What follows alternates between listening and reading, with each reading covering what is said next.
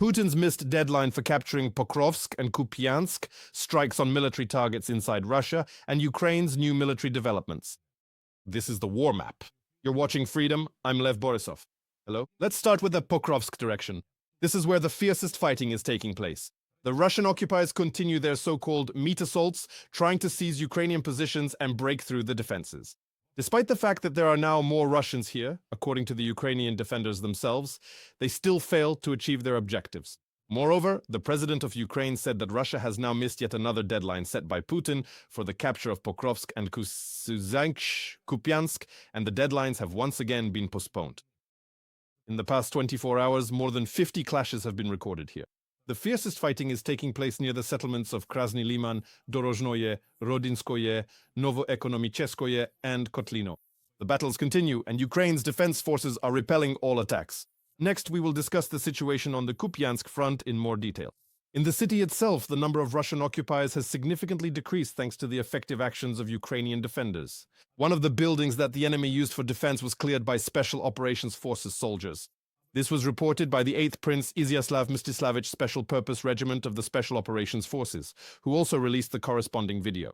Despite the fact that the Russians outnumbered them and had more advantageous firing positions, the Ukrainian defenders cleared the building and completed the mission without any casualties among their personnel. Next, let's talk about the Kherson direction. Russian troops tried to advance near the Antonivsky railway bridge in the Kherson region in an attempt to push out the Ukrainian defenders. This was reported by the spokesperson for the Southern Defense Forces, Vladislav Voloshin, during a broadcast of the United News telethon.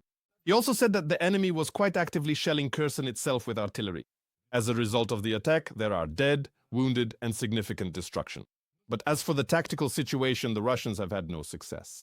They periodically attempt to advance in the area of the settlement of Oleshki on the left bank, but without success. Next, let's talk about deep strikes. Long-range attacks by Ukraine on military targets in the Russian Federation. The General Staff of the Armed Forces of Ukraine reported strikes on the facilities of the Novokubishevsk oil refinery in Russia's Samara region. This is an oil refinery that processes about 9 million tons of oil annually. The plant supplies the Russian army and is one of the main producers of top-grade fuel for jet engines. Importantly, this refinery is located 1,000 kilometers from the border with Ukraine. Ukrainian long-range weapons flew this distance unhindered and struck the facility. Well, let's discuss this topic in more detail with Dmytro Snegiryov, a military and political analyst. Dmytro, hello. Good afternoon. Thank you for having me. Successful attacks on military targets deep inside Russia are becoming almost a daily occurrence. Is this a problem for the aggressor country? It's a colossal problem. It should be noted that over the past month, according to the Russian side, there have been more than 40 attacks on strategic facilities within the Russian Federation. And already the month of November is marked by the intensity of strikes from Ukrainian weaponry. And according to the Russian side, there have already been more than 15 successful strikes just on oil refining facilities within the territory of the occupying country. Moreover, I should note that the range at which targets are being hit is also increasing. Just consider the names of some of the Russian Federation's settlements, Sterlitamak, for example. The range at which the target was hit is over 1,300 kilometers. And this is evidence of the Ukrainian side's ability at this moment both to scale up its strike capabilities and, first and foremost, to neutralize the Russian air defense system with Ukrainian strike assets. It has, in fact, demonstrated its ineffectiveness. This is not only an economic blow to the occupying country, but first and foremost a political and ideological one as well. Let's also recall the drone strikes by Ukraine's defense forces and special operations forces on oil refining facilities. We're talking about Orsk. Again, the distance is over 1,300 kilometers. What does this indicate? It points to a change in the tactics of Ukraine's defense forces and intelligence community. In other words, the targets of the strikes on the territory of the occupying country are now already its rear areas. And this, first and foremost, represents a shift in the paradigm of the so-called special military operation. That is, Russians who previously experienced the so-called special operation only through television are now getting used to the sounds of air raid sirens deep within the occupying country at distances of up to 2,000 kilometers. And finally, let's take a look at the effectiveness of the use of drones by Ukraine's defense forces and intelligence community in neutralizing the Russian Federation's air defense system. Drones operated by Special Operations Forces are attacking S-400 surface-to-air missile systems. It should be noted that according to the Russian side itself, as a result of drone strikes by the Special Operations Forces and the main intelligence directorate of the Ministry of Defense of Ukraine, let me emphasize, 4 S-400 Triumph launchers were destroyed. According to the Russian side, the S-400 is an unprecedented system that supposedly guarantees a 100% success rate in neutralizing aerodynamic and aeroballistic threats. As we can see, the Russian air defense is not even capable of protecting itself. And let's also recall the strikes by Ukrainian drones. We're talking about the Obraz, the drones of the main intelligence directorate of the Ministry of Defense of Ukraine, targeting air defense systems in occupied Crimea. First and foremost, once again, the main targets are the long-range radar stations, which are essentially the eyes and ears of the Russian air defense system. And it's quite notable that the targets of these attacks are once again the S-300 and S-400 surface-to-air missile systems. In other words, what we're really seeing is that Ukraine's defense forces are changing their very tactics of striking, essentially hollowing out the air defense system of the occupying country and making it impossible to actively protect strategic sites on the occupier's territory. The armed forces of Ukraine have also successfully used the long Neptunes against targets in Russia. This was reported by Volodymyr Zelensky, who also published a video of the cruise missile launch. The president did not specify exactly which targets were hit, but the result was successful and the targets were struck.